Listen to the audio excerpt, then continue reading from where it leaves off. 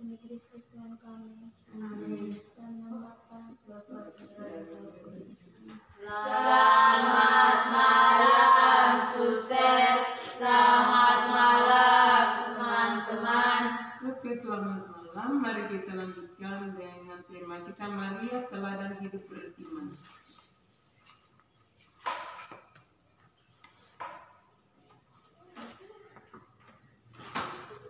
Allah telah menawarkan karya keselamatan kepada manusia, dan tawaran karya keselamatan ini menuntut untuk ditanggapi dengan iman.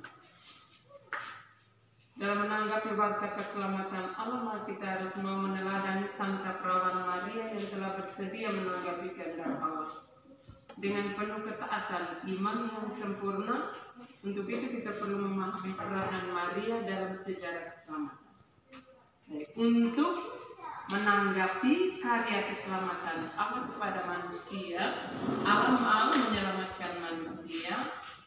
Kalau kita mau diselamatkan, kita harus menanggapinya dengan iman. Bagaimana kita menanggapi karya Allah? Allah mau menyelamatkan kita. Kita kan sudah diselamatkan melalui baptisan. Tapi dalam perjalanan Allah terus menyelamatkan kita. Kalau kita mengikuti gerak langkah hidup kita, tiap pagi kita berdoa, ada pedoman kita suci kan? Baca kita suci, sesudah itu pertama kita Roh Kudus, minta Roh Kudus, sudah baca kita suci. Dalam kita suci itu ada pesan dari Tuhan. Pesan dari Tuhan untuk membantu menyelamatkan kita pada seluruh hari itu. Dan pesan sabda Tuhan yang kita terima itu, dan kalau kita terima dengan iman, Allah itu berkarya di dalam seluruh perjalanan hidup kita hari itu. Kalau kita tidak mendengarkan dan merenungkannya dengan iman, kita tidak mungkin mengikuti apa yang dikehendaki Allah. Tadi pagi sabda Tuhan tentang apa? Orang Farisi bagaimana? Tadi pagi. Ya, berarti tadi pagi kita mendengarkan, tetapi kita tidak mendengarkan dengan iman. Kalau kita mendengarkan dengan iman, ya, hanya satu kata saja yang kita pegang, ya, kata itu kata penuh makna. Kata itu sebenarnya kata yang dari sabda Allah itu, Allah mau menyelamatkan kita. Allah mau menyelamatkan kita, menuntun kita hari itu sebenarnya. Tapi kalau kita tidak mengikuti dan tidak menanggapinya, dan kita tidak bisa merasakan bahwa hari ini saya diselamatkan Tuhan. Allah berkarya di dalam detik-detik kehidupan saya, dalam setiap orang, ya, dalam setiap pelajaran. Bisa kalau kita mengikuti. Itu sabda Tuhan tadi pagi menghantar kita mengerti karya Allah. Allah menyelamatkan kita. Ya. Untuk itu membutuhkan iman. Bagaimana Bunda Maria? Untuk itu kita semua sebagai murid Tuhan, Maria itu adalah murid Tuhan yang pertama yang setia sampai di bawah sana. Kita belajar dari Maria. Maria sebagai ibu, tetapi dia sebagai murid Tuhan Yesus. Dia diajar oleh Tuhan Yesus juga. Ya. Dia diajar. Dan pelajarannya itu Tuhan Yesus mengajarkan dia bahwa Yesus itu bukan manusia biasa, tapi Yesus itu adalah Tuhan yang datang untuk menyelamatkan manusia. Untuk itu, bagaimana perjalanan iman Bunda Maria? Kita harus meneladani iman Bunda Maria dalam menanggapi karya keselamatan Allah. Dia taat pada kehendak Allah. Dia melakukan itu menurut kehendak Allah. Untuk itu, pertama, jawaban Maria, karena Allah itu mengutus para nabi, semuanya hanya mau untuk mengembalikan manusia yang telah jatuh dari dosa. Hawa itu, dari rahim Hawa Hawa setelah dia berbuat dosa, rahim Hawa lahirlah dosa dan kematian kejahatan. Ya. Maka setelah Adam dan Hawa itu keluar dari Taman Eden, lahirlah Kain dan Habel. Antara Kain dan Habel terjadi pertikaian, pembunuhan. Ya. Karena mereka sudah dikeluarkan dari Taman Eden, mereka sudah jatuh dalam dosa-dosa asal yang dikatakan. Maka Allah berinisiatif untuk menyelamatkan manusia. Untuk itu panggil Abraham. Lalu Abraham dan turunannya, Abraham, Ishak, Yakub. Lalu 12 anak Yakub itulah yang menjadi bangsa pilihan. 12 anak Yakub itu menjadi 12 suku Israel. Allah memanggil secara jemaat. Ya. Maka Israel menjadi bangsa. Allah memanggil bangsa Israel, memilih bangsa Israel menjadi bangsa pilihan Allah. Allah katakan, aku Yahweh Allahmu. Kamu adalah umat kesayangan. Saya menuntun kamu. Ya. Mulai dari Abraham, Ishak, Yakub, dan maka semua para nabi diutus Allah untuk menyelamatkan bangsa Israel sampai pada saatnya mereka dari turunan Abraham itu, lalu dari raja Daud dan seterusnya, Allah menyampaikan bahwa dari keturunan Raja Daud itu akan juga mendapatkan seorang kejayaan, dan dari sana itu lahirlah juru selamat. Janji Allah kepada Abraham, janji yang terakhir. Baik, pada saat Maria sudah menjawabnya itu, setelah itu pulang mungkin 2-3 bulan, tiba-tiba dia sudah hamil itu. Dan mereka itu mulai omong-omong, main akan perempuan sana itu dia sudah tidak setia lagi. Tidak tahu itu dengan laki-laki siapakah, tidak tahu. Ya, namanya dalam kehidupan masyarakat. Dan memang keluarga dari Yusuf dan bahkan Yusuf sendiri, adat Yahudi keras itu. Dan Yusuf takut, sampai Yosef itu takut nanti kalau aduh kasihan kalau dia diadili dan sebagainya, kita tahu adat ya, kasihan.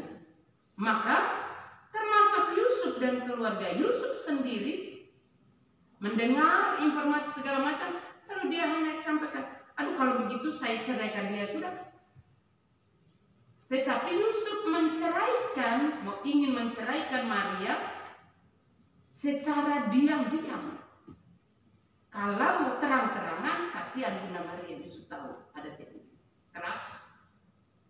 Kalau wanita yang berbuat salah, coba lihat wanita yang berbuat salah diserahkan, tapi laki-laki itu bersalah juga, tapi yang diseret adalah perempuan. Ya. Untuk itu pada waktu Maria mengalami situasi begitu, Maria itu tidak teriak-teriak selalu, Maria penuh pergulatan. Tetapi dalam hati, aku ini hamba Tuhan, terjadilah padaku menurut perkataan keselamatan. Demi Maria itu memikul salib, itu penderitaan duka Maria ketika dia mengalami tantangan seperti itu. Bahkan dari Yusuf dan seluruh. Setelah itu Bunda Maria itu mengalami tantangan berat ya pada waktu Yesus dalam rahimnya. Bunda Maria itu tidak pergi omong sembarang. Dia pergi kepada Elizabeth. Karena Elizabeth itu adalah wanita beriman yang juga dipilih Allah. Dari rahim Elizabeth itu lahirlah Yohanes Pembaptis yang menjadi perintis jalan untuk Tuhan. Yohanes Pembaptis sebagai perintis jalan untuk Tuhan. Karena bangsa Yahudi kalau seorang imam atau suami istri tidak mempunyai anak, itu artinya mereka itu seperti kutukan Tuhan, aib mereka itu dihina-hina. Tapi Tuhan memilih dan menyampaikan kepada Elisabeth, Zakaria, bahwa istrimu itu akan mengandung dan melahirkan seorang anak, dan engkau beri nama dia Yohanes Pembaptis. Zakaria juga ragu, tetapi malaikat kata, karena engkau ragu, engkau nanti akan jadi bisu. Mulutmu itu tidak akan terbuka sampai pada saatnya istrimu melahirkan, dan istrimu tanya nama siapa anak itu, baru kau buka mulutmu terbuka, dan pada waktu itu engkau akan memuji kemuliaan Allah. Ya. Dan Elisabeth itu wanita beriman. Maka Maria punya pengalaman beban batin, punya pengalaman, tetapi dia sebagai seorang beriman, dia tahu bahwa saudaranya itu dia pergi membantu saudaranya karena sudah hampir sampai melahirkan Yohanes itu, baru dia balik karena dia tahu saudaranya itu. Tetapi Bunda Maria pergi ke sana, dia kan membawa Yesus, membawa kabar gembira itu, dan sampai di sana dia mau sharing pengalaman dia hanya kepada mereka yang tahu. Ya, hanya wanita, hanya Elisabeth saja yang dia bisa sharing iman, pengalaman pergulatannya, dan keduanya itu saling meneguhkan satu sama lain. Maka ketika Maria sampai ke sana, apa yang terjadi? Ketika Maria masuk di dalam rumah, ya, Elisabeth itu begitu senang, bahagia, anak dalam rahimnya itu melonjak kegirangan. Sampai Elisabeth, siapakah aku ini sampai ibu Tuhanku datang mengunjungi aku? Ya. Elisabeth mengatakan apa? Terpujilah engkau di antara semua perempuan, dan terpujilah buah rahimmu. Itu di dalam kitab suci. Dengar, terpujilah engkau di antara semua perempuan. Kitab suci itu terpujilah engkau di antara semua perempuan. Itu teologis, ya. Maka doa salamnya, bagian pertama salam penurani. Yang kedua, terpujilah engkau di antara wanita, dan terpujilah buah tubuhmu. Buah tubuhmu ini, buah di dalam rahim itu siapa? Terpujilah buah tubuhmu, Yesus. Terpujilah nama Yesus sebenarnya. Seperti yang disampaikan dari Elisabeth kepada Maria. Terpujilah engkau di antara semua wanita, dan terpujilah buah tubuhmu, Yesus. Buah rahimmu, Yesus. Yang di dalam itu yang dipuji itu adalah Yesus. Yang datang itu adalah Yesus. Ya. Siapakah? Dia itu Bunda Tuhan Yesus. Saya ini siapa? Dan perjalanan iman Bunda Maria itu, Maria tidak pernah berontak. Dia berontak secara manusia, tapi berontak diam-diam dalam iman. Karena dia sudah jawab, kalau tidak dia lari, dia bilang, kalau gitu saya gugurkan anak ini juga baik. Karena memalukan saya, bukan saya ini nanti diadil. Tapi Maria itu berbuat dengan diam dan dalam iman, karena tahu bahwa itu adalah putra Allah, juru selamat manusia. Dia tidak tahu waktu dia jawab, dia tidak tahu bahwa ada resiko setelah itu dia hamil. Orang cerita, orang kampung lagi. Bagaimana orang kampung kalau cerita itu perempuan hamil, lalu mereka bilang, dia begitu, pokoknya kita tidak tahu lagi, laki-laki perempuan sama saja. Ya. Bunda Maria dengan iman dan dalam imannya. Ya. Kenapa? Yesus di dalam rahim Tuhan. Dan dengan itu kita lihat, belajar dari iman Maria. Maria mendapat tantangan, dia tidak sharing sembarang. Dia sharing hanya pada orang beriman, orang seiman, yang mengerti dan memahami panggilan hidup beriman. Ya. Dia membagi sukacita kepada Elisabeth. Sekaligus dia juga saling sharing pengalaman iman. Bunda Maria menolong Elisabeth sampai Elisabeth melahirkan Yohanes Pembaptis. itu perjalanan Bunda Maria dalam waktu Maria mendapat kabar gembira ya. Lalu di dalam Lumen Gentium gereja terang bangsa-bangsa. Itu dalam artikel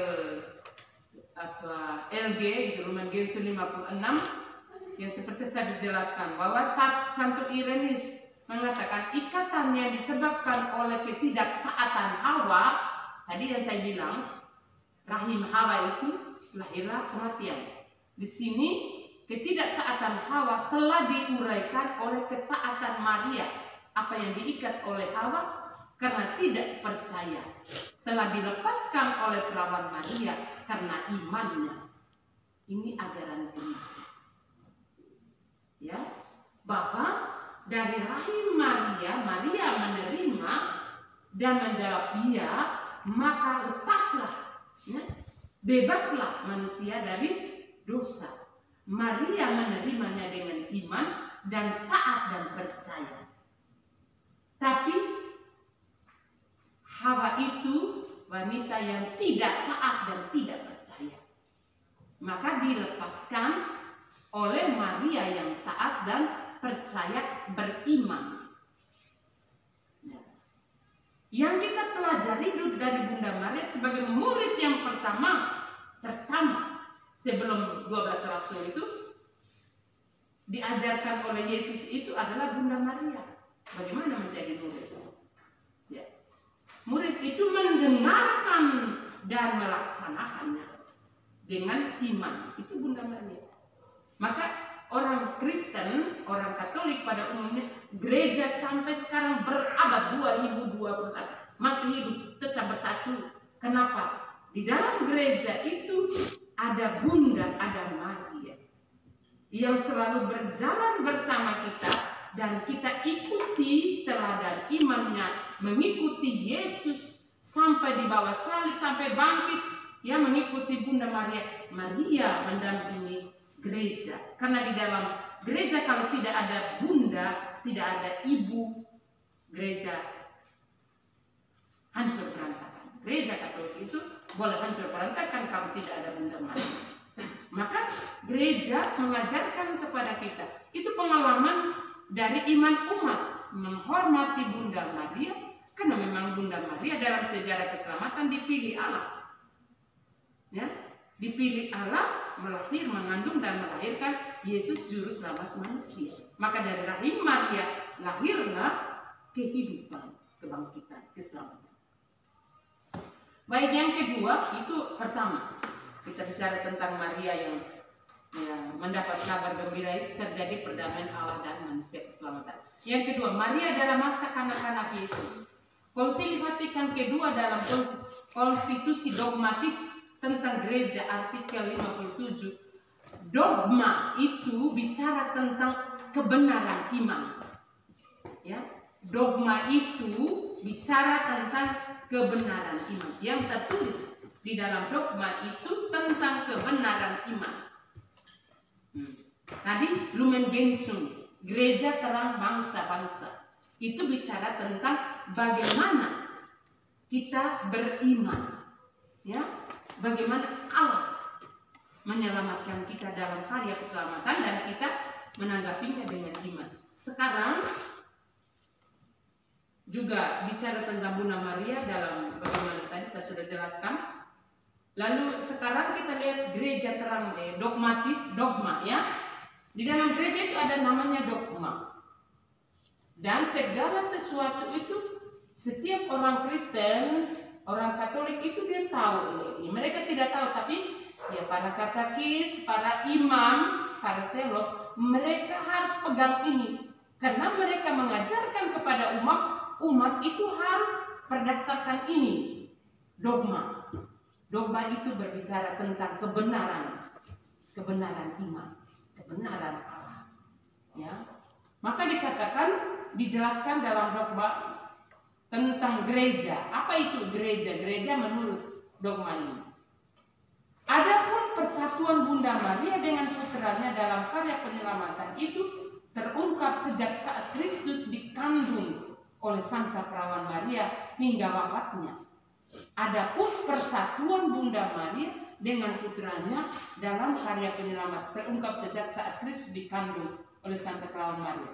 Pertama, ketika Maria berangkat dan bergegas mengunjungi Elizabeth dan diberi ucapan salam bahagia oleh kemudian pendahulu melonjak, ya. Kemudian pendahulu melonjak gembira dalam ini bahasa dogmanya dalam rahim ibunya. Kemudian ketika pada kelahiran Yesus di mana Bunda Allah penuh kegembiraan menunjukkan kepada para gembala dan para majus putranya yang sulung yang tidak mengurangi keutuhan keperawanannya. Di dalam dogma ini kebenaran iman mau menyatakan bahwa dalam masa kanak-kanak Yesus mulai dari dalam rahim Bunda Maria melahirkan Yesus, tapi Bunda Maria tetap perawan. Ini yang dikatakan kebenaran iman. Ini tertulis bahwa pada waktu Maria di sini kan pada saat Maria mengandung dan melahirkan Yesus, ya, tidak mengurangi keutuhan keperawanannya. Kalau wanita yang lain, ya, kalau melahirkan anak sebelum melahirkan juga sudah tidak perawan. Tapi Bunda Maria tidak mengurangi keperawanannya. Maka secara virgin itu Virgin Maria, perawanan Maria itu sebelum melahirkan dan sesudah melahirkan tetap perawan. Ini kebenaran iman. Melainkan justru menyucikan ketika ia dikenisa. Sesudah menyerahkan persembahan kaum miskin, menghadapkannya kepada Tuhan, ia mendengarkan Simeon sekaligus menyatakan putranya akan menjadi tanda yang akan menimbulkan perbantahan dan bahwa suatu pedang akan menembus jiwamu sendiri. Jiwa Bunda Maria. Supaya pikiran hati banyak orang menjadi nyata. Lukas. Ketika orang tua Yesus dengan sedih hati mencari putranya. Nah, ini maksudnya kebenaran iman mau menyatakan bahwa Maria dalam masa kanak-kanak Yesus itu mulai dari rahim. Sesudah itu dia mempersembahkan Yesus, ya, di bait Allah setelah lahir. Persembahkan pada waktu dipersembahkan Simeon mengatakan anak ini menjadi sumber perbantahan. Bayangkan kalau bapak mama pergi bawa ke pastor bilang, anak ini nanti besok lusa itu menjadi sumber pertikaian. Langsung bapak mama bunuh pastor kok. Mana mungkin saya punya anak kok. Tapi Bunda Maria itu mendengar itu lalu dia katakan, aku ini hamba Tuhan, terjadilah padaku menurut perkataanmu. Sumpah setianya dia tetap akan setia walaupun dia akan mengalami itu. Ya, pengalaman itu nanti kita lihat. Pada waktu Yesus lahir, setelah Yesus lahir, tiba-tiba ada berita. Malaikat katakan, pergilah, ya. Pergilah ke Mesir, karena itu cepat-cepat bawa itu anak itu. Karena nanti mati, Herodes akan membunuh itu anak itu. Maka Bunda Maria dan Santo Yosef pergilah. Ya. Yang berikut ketika pada umur 12 tahun. Mereka pergi setiap hari Paskah kan semua ke Yerusalem. Seluruh keluarga. Orang Yahudi itu kalau hari Paskah semua di kota Yerusalem. Seperti Larotuka itu kalau hari Paskah semua ada di katedral. Atau di mana-mana semua pada kita di paroki semua penuh di sana. Beribu-ribu orang. Begitu juga mereka ini. Pada waktu umur 12 tahun pergi merayakan Paskah, tiba-tiba waktu pulang Yesus hilang lagi. Bunda Maria sampai cari lagi. Ya. Cari sampai 3 hari 3 malam. Lama-lama. Angka 3 itu angka suci. 3 hari. Hari ketiga baru dapat. Hari ketiga Yesus bangkit. Coba lihat. Itu ada hubungannya. Hari ketiga baru dapat. Dapat di mana? Bukan di rumah-rumah. Cari di rumah-rumah keliling itu tidak dapat. Dapat dia di dalam bait Allah. Kalau anak-anak muda, anak-anak kalau orang cari di rumah orang, di mana-mana, coba. Tetapi Yesus dicari orang tuanya di rumah orang, di rumah tetangga, tidak ada. Hanya dapat di dalam bait Allah. Di situ dia sedang mengajar. Waktu ibunya Maria datang, dia bilang, maaf, siapa itu? Dan mereka tanya, itu ada ibumu dulu. Siapa ibuku? Siapa kasar? Lalu dia datang, anak kami sudah cari kau. Bunda Maria itu harus, anak, kami sudah cari engkau itu sudah 3 hari. Kenapa engkau seperti itu? Tidak tahu kah kamu? Yesus itu keras juga ya. Kalau kita mengikuti dia tuh dia punya perkataan itu kadang-kadang juga agak keras itu. Tidak tahu kah kamu aku harus berada di rumah bapakku? Kalau ibu biasa anak ini setampar bapak belur. Ya, secara manusiawi kita, kalau kita yang tidak beriman dalam situasi di mana itu saya tampar, jual saya tampar itu tante itu. Tapi karena selama ini sudah sabar, cari terus, bawa terus. Tapi ini tidak, 3 hari lalu belum dia jawab begitu lagi. Kau tidak tahu bahwa saya harus ada di rumah bapak. Sakit hati ini. Bagaimana anak ini kita cari sudah berhari-hari dia jawab lagi begitu. Tidak tahu apa kamu apa. Dan itu Yesus mengajarkan muridnya, mengajarkan Bunda Maria sebagai muridnya, murid Tuhan, supaya kau tahu, saya bukan anak manusia biasa, saya adalah anak Allah. Tempatku di rumah Allah, di rumah Bapa. Ya, tugasku adalah ada di rumah Bapa, mengajar, ya, mewakili. Itu artinya Bunda Maria diajar. Maka Bunda Maria taat, mengatakan aku ini hamba Tuhan. Dia menjawab, dia menerimanya dengan iman. Untuk itu dia tidak tampar seperti yang saya tampar itu, tidak. Atau dia tidak seperti ibu-ibu yang lain, lalu tampar langsung begitu, tidak. Oke, itu selama Yesus masih kanak-kanak, ya. Semoga kita mendapatkan pengetahuan, tetapi kita tetap mengikuti yang kita mau. Itu adalah setelah kita mendapatkan ilmu, ya, pengetahuan, kita juga tetap menghayati iman kita seperti yang dihayati oleh Bunda Maria. Itu yang dimaksudkan. Baik, itu saja. Nanti doa rosario tidak lagi lalu yang belum mengerti salam Maria itu jangan sampai mereka itu doa salam Maria itu ambil dari mana? Tidak. Sama dengan doa Bapa kami, ya, dari kita suci. Oke, selesai tugasnya. Adalah berdoa rosario ya. Nanti ambil buku Nafas Anak Maria di bawah, kita doa, ya, selesai. Tutup.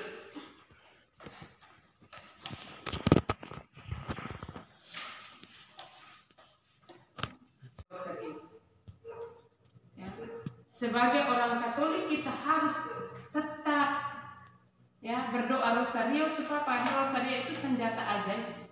Karena di situ Allah Bapa, Putra dan Roh Kudus, Allah Tritunggal Maha Kudus, Bunda Maria ada di sana, semua.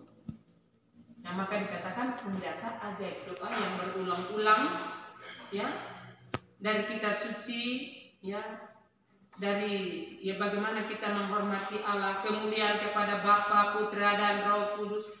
Di situ dalam doa rosario kita merenungkan peristiwa gembira tertulis dalam kitab suci masa kecil Yesus. Ya, sampai pada Yesus bangkit mulia. Ya. Peristiwa terang pada waktu Yesus bekerja, berkarya, itu dalam kitab suci bagian bicara tentang Yesus berkarya.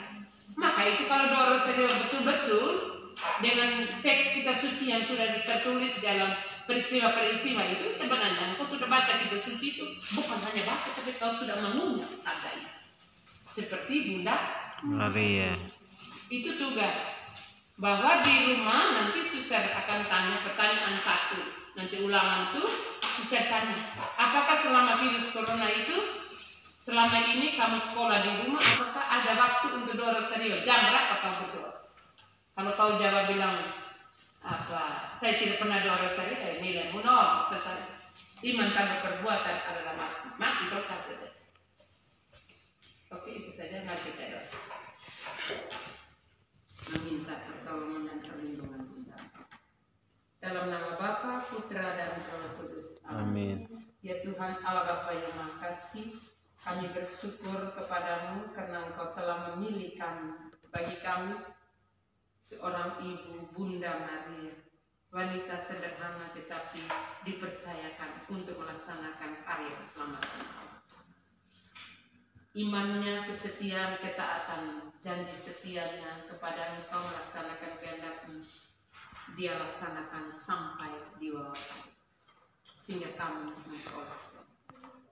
Semoga dengan mendengarkan, dengan belajar cara pengetahuan kami mengetahui, kami mampu untuk mengikuti teladan iman Bunda Maria, kesetiaan, ketaatan, siap mendengarkan dan laksanakan sabda, sehingga kami layak menjadi murid Tuhan Yesus. Berkatilah kami pada malam hari ini dan dalam perjuangan kami untuk belajar beriman kepada Tuhan melalui iman Bunda Maria, teladan iman. Salam Maria, Penuh rahmat Tuhan sertamu, terpujilah engkau di antara wanita, dan terpujilah buah tubuh Yesus. Santa Maria Bunda Allah, doakanlah kami yang berdosa ini, sekarang dan waktu kami mati. Amin. dalam nama Bapa Dan Putra dan Roh Kudus. Amin.